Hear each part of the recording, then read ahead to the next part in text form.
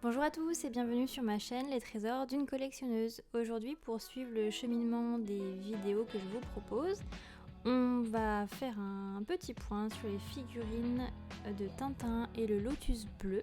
La précédente vidéo était sur les bandes dessinées, donc aujourd'hui on part sur les figurines. Pour ceux qui ne me connaissent pas, vous pouvez me retrouver sur Instagram sous le pseudo Les Trésors d'une collectionneuse, maintenant aussi sur TikTok. N'hésitez pas à vous abonner à mes comptes et à activer les notifications pour ne rien louper. Alors en ce qui concerne les figurines de Tintin et le Lotus bleu, j'en ai seulement 3 à l'avant. Donc j'ai les 3 qui sont ici, comme vous avez pu les voir dans la précédente vidéo avec les bandes dessinées. J'en ai 2 qui sont en vente avec des bandes dessinées et une qui est en vente toute seule. Comme je l'ai dit dans la précédente vidéo, moi je trouve ça sympa d'avoir la figurine qui correspond à un album côté avec une figurine côté. Je trouve que ça fait un petit lot sympa. N'hésitez pas à me dire ce que vous en pensez et à me proposer si vous êtes intéressé uniquement par la bande dessinée ou uniquement par la figurine. Donc on commence avec la première, donc on commence avec celle-ci. Hop, je vous la montre. Donc c'est le Fakir.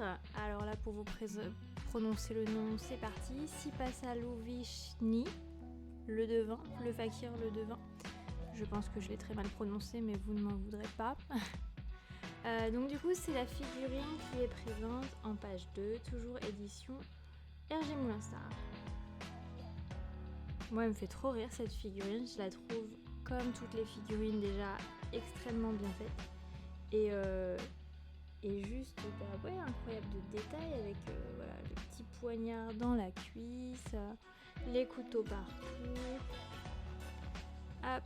Donc pour celle-ci qui est assez rare, je n'ai que Passeport.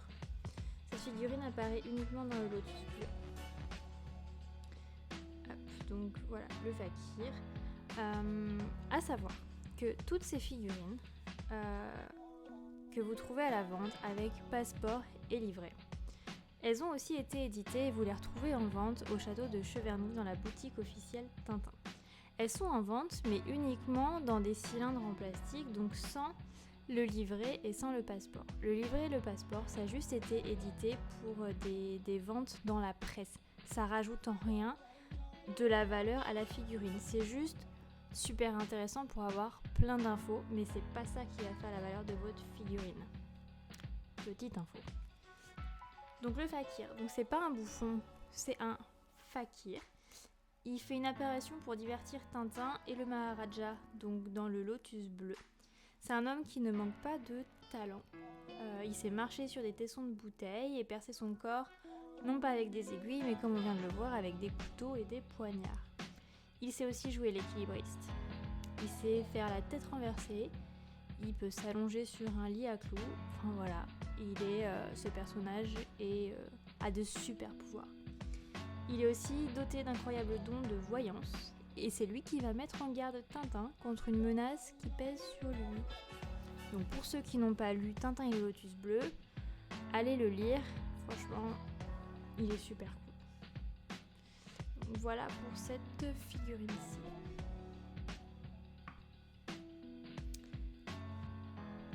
Ensuite, on retrouve notre super ami Roberto Rastapopoulos.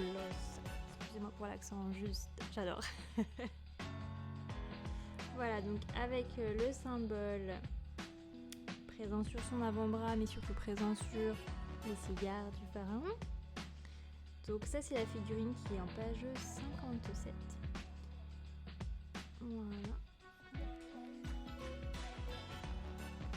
J'adore ce personnage. Puis il apparaît tellement de fois. Il apparaît combien de fois exactement? Je vais vous dire ça tout de suite. Puisqu'avec le petit passeport, hop, il apparaît 6 fois. Dans Tintin en Amérique, première apparition, donc comme on l'a vu d'ailleurs au banquet. Dans Tintin et les cigares du pharaon, puisque c'est lui qui est à la base du trafic d'opium. Dans Tintin et le Lotus bleu, du trafic de cigares et donc là d'opium. On le retrouve dans Coq en stock, dans Vol 714 pour Ciné. Ah oui, il est trop drôle dans celui-là. On en parlera, vous verrez.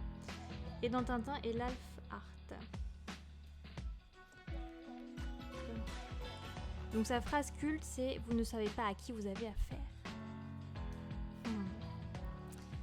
Donc, Rastapopoulos, donc c'est le génie du mal, hein, c'est l'ennemi du bien. C'est le grand requin des histoires de Tintin.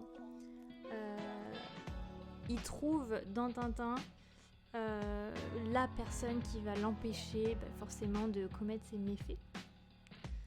Comme on le voit dans Tintin et les cigares du pharaon, Rastapopoulos, on nous apprend qu'il est tout d'abord dans l'industrie du cinéma et qu'ensuite il bascule dans le trafic d'influence et dans le trafic de stupéfiants surtout. Et donc pour en revenir à toutes les apparitions de Rastapopoulos dans les albums de Tintin, il a, on va dire 4 costumes différents. Donc vous allez avoir... Alors par contre dans ces figurines-là, je crois qu'il y a seulement 2 figurines de disponibles. Et c'est tellement dommage parce que dans l'album... alors attendez. Je vais essayer de vous montrer...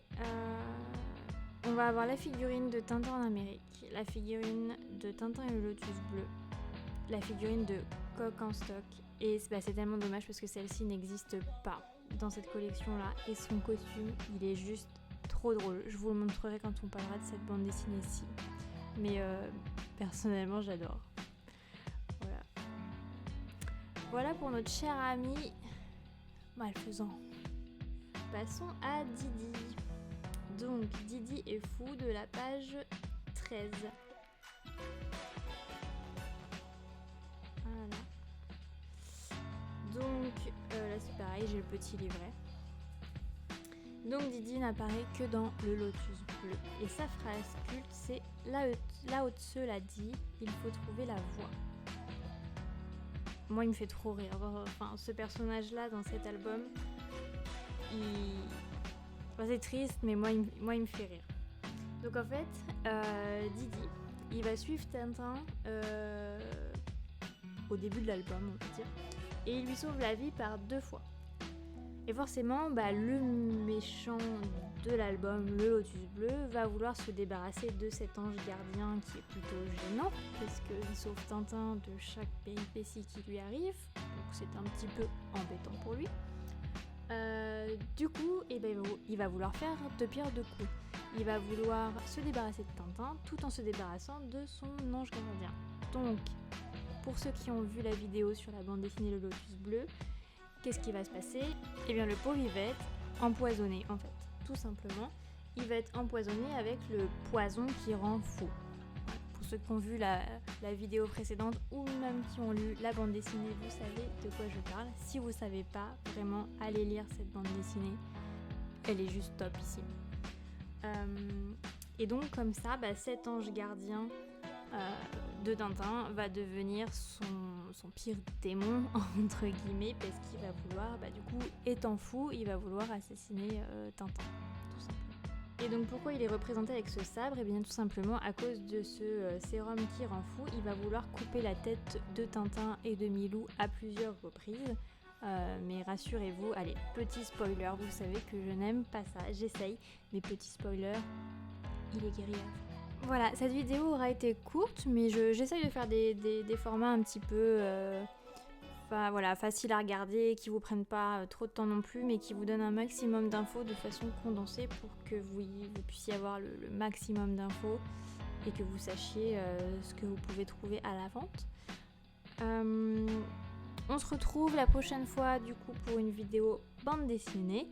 Donc la bande dessinée suivante c'est Tintin et l'oreille cassée. Donc pareil, je ferai une vidéo sur les bandes dessinées, une vidéo sur les figurines, sachant que l'oreille cassée, je crois que je n'ai qu'une figurine ou 2 grand maximum.